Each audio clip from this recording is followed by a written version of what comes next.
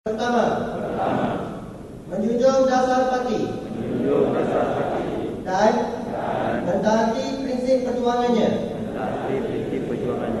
Kedua, menghormati keputusan kepimpinan parti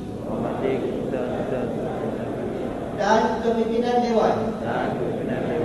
Ketiga, melaksanakan maksud perpaduan dalam parti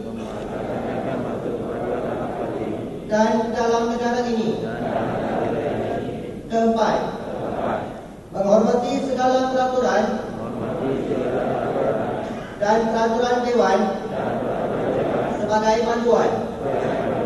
Kelima, memastikan ahli dewan menjaga nama baik parti dan perjuangannya.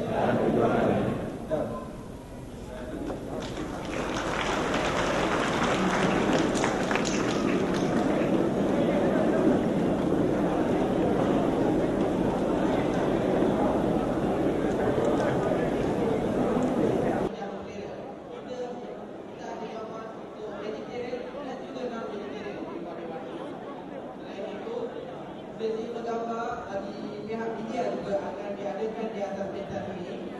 Jadi pihak media dan juga media bolehlah kami minta untuk sesi bergambar. Seterusnya sidang akbar akan diadakan selepas sesi bergambar.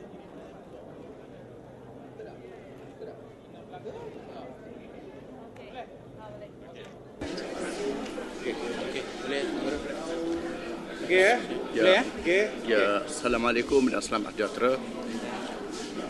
Pertama-tama saya ucapkan terima kasih kepada pihak media yang datang untuk membuat liputan peristiwa bersejarah berlepas, iaitu penubuhan himpunan Dewan Kompas, Dewan Kompas. Dan untuk maklumat kepada media, suka saya mengisytiharkan bahawa kami telah membuat keputusan untuk melantik Ketua Dewan Himpunan Dewan Kompas ialah Saudara Wupang Chow. Timbalan ialah Saudara Bala Subramaniam. Naib Ketua ialah yang pertama Balindran, Ketua Pemuda, Kumata, Ketua Wanita, Weston Lee dan Saudara Surya Narayan. 1, 2, 3, 4 Naib Ketua. Ya. Yang lain itu saudara tadi sudah mendengar daripada ucapan. Sekian, terima kasih. Yang lain akan dibentuk dalam mesyuarat pertama mereka. Ya. Sebab dalam jawatankuasa tu kita ada Setiausaha, Ketua Penerangan, Bendahari, Pengarah Pilihan Raya dan juga 12 ahli jawatankuasa Dewan Himpunan. Dan itu akan diputuskan dalam mesyuarat pertama mereka nantilah. Yang ini kita lantik yang memimpin Dewan saja dulu. Dan resminya mereka lah yang akan mewakili Dewan nanti dalam apa-apa function rasmi bagi pihak parti. Ya, setiap negeri. Ya, dah ada. Ya. Ahli tadi dah diumum 20,000. Ya.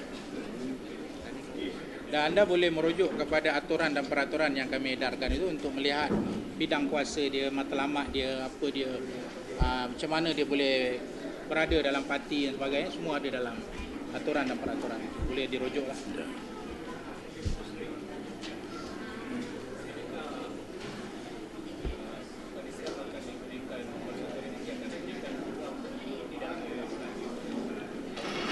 Kita perlu kepada banyak pindaan dan perlembagaan. Ini perlu diluluskan oleh pihak pendaftar pertubuhan. Itu akan disusuli kemudian. Ya. Ya, banyak perkara yang akan kita langsungkan kerana perkara itu tersangkut dengan pindaan perlembagaan yang perlu diluluskan oleh Akta Pertubuhan. Ya.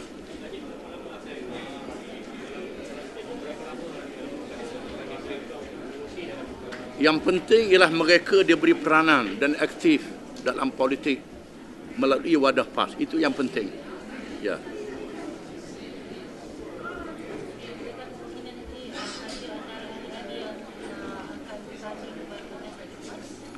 Kemungkinan itu saya tak boleh jawab. Kemungkinan itu boleh berlaku. Dan memang kita sudah membuat langkah yang proaktif. Bahkan sudah ada yang bertanding daripada hari yang lalu. Ya. Ya. Ada belakang ni, Pemutang. Ya, sudah bertanding bila ya.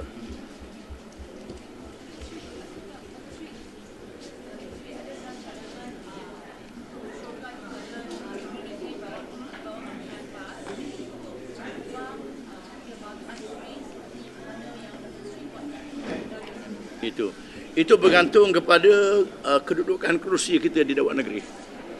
Dan bergantung kepada proses yang berbeza antara satu negeri dengan satu negeri yang lain. Ya. Ya. Belum lagi. Ya. Kerana hal-hal yang tersendiri di negeri masing-masing. Kerana pindaan perlembagaan ini perlu melalui proses penasihat undang-undang, proses tanda tangan Yang Mulia Tuanku Sultan, banyak proses dia. Jadi Terengganu dapat melaksanakan proses-proses ini. Tapi di Kelantan kita telah melantik penghulu daripada kalangan bukan Islam. Ya. Penghulu-penghulu kita ada di kalangan bukan Islam. Ya.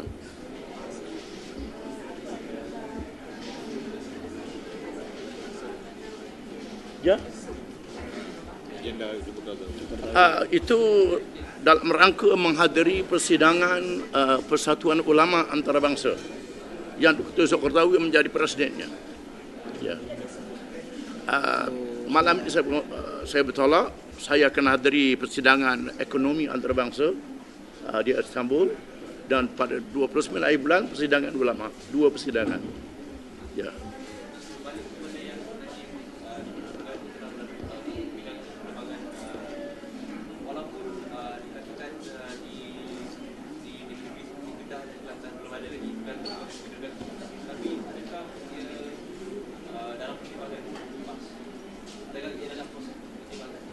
Dia dalam pertimbangan.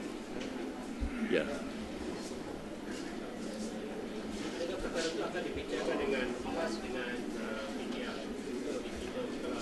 Itu merupakan hak parti masing-masing. Apa yang perlu dirunding ialah dalam masa bertanding bilang aja. Kerana kita mempunyai pembagian kerusi antara satu sama lain. Ya.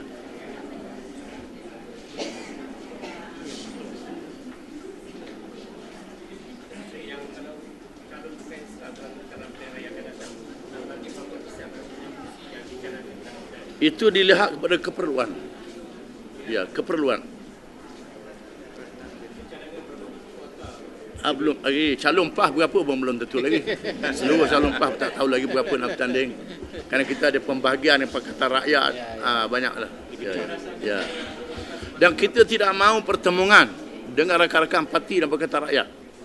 Kita mahu bertanding 2 penjuru saja dengan Barisan Nasional. Ya. Ya.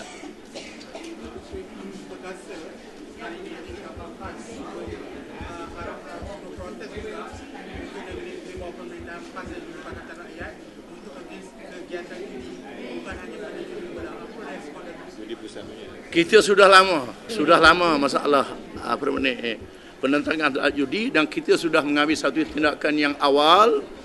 Bila kita mengetah Kelantan dan Terengganu, kita telah mengadakan perbincangan dengan peniaga-peniaga yang bukan Islam. Di mana kita mendapat pandangan mereka dari segi agama masing-masing. Di mana agama masing-masing menyatakan bahawa judi tak dibenarkan. Dengan sebab itu, kita telah mengambil langkah mengikut bidang kuasa kerajaan negeri. Iaitulah di bawah Majlis Perbandaran, dengan kita tidak memberi kebenaran premis perjudian di negeri yang kita perintah di Kelantan dan Terengganu. Adapun agak itu dibenarkan oleh agama mereka. Itu hal hak mereka sendiri yang tak kita tidak campur. Kita dah lama lah, dia baru-baru dah. Kita mendahului 20 tahun. Lesen judi pusat. Ya. Lesen judi pusat. Yang perlu diketahui, lesen judi ini ialah di bawah bidang kuasa kerajaan pusat. Ya, bukan bidang kuasa kita. Ya. Apa yang menjadi perkara yang menghairankan setengah kalangan ialah UMNO, pimpinan UMNO mencadangkan pemberian lesen judi bola sepak Piala Dunia. Dalam masa yang sama, kalangan bukan Islam termasuk DAP, saya dipahamkan MCA juga, gerakan menentang. Ini satu perkara yang menakjubkan. Ya. Okay, thank you very Okey, Ya. kalau tak ada apa, kita selesai dulu. Terima kasih banyak Ya. kepada pihak media. Thank you very much. Please.